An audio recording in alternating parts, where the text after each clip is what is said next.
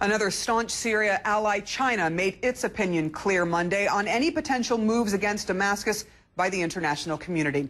CNN's David McKenzie joins us live now from our Beijing bureau. David, let's talk first about what exactly is being said as the U.S. is considering a strike. Well, certainly China and Russia are one of the few friends of the Syrian regime in terms of trying to work against any military intervention, particularly a unilateral strike.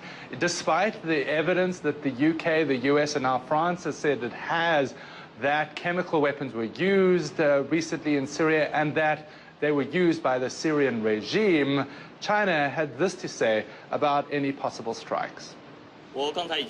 We are gravely concerned that some countries may take unilateral military actions. We believe any action taken by the international community should abide by the purpose and principles of the UN Charter, as well as basic norms governing international relations.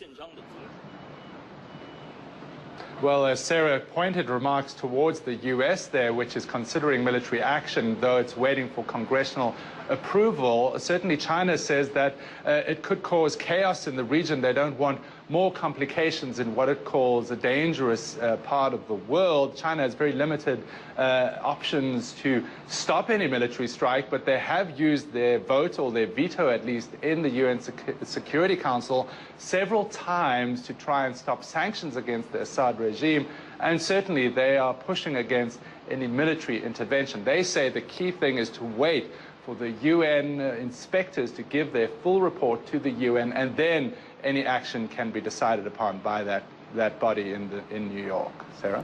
David, I'm curious because China and Russia have both abstained and so allowed the U.S. And its allies to go forward with action against Libya. And I know Libya and Syria, two very different countries, but what is it with the relationship between China and Syria that has China staunchly standing by it?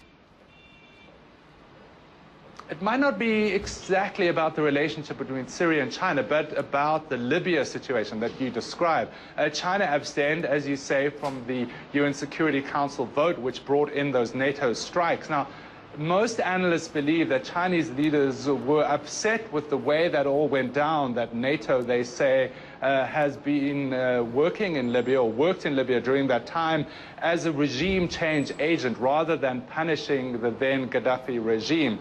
So they don't really want to see that situation unfold in Syria, where a limited action ends up being effectively the air wing of the rebel armies in Syria. So yes, the Libya situation has really burned Chinese diplomats, they feel.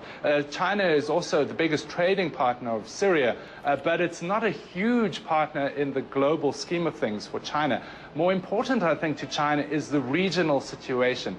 Like others, they fear a strike on Syria exploding out to Iran, to Israel, and others.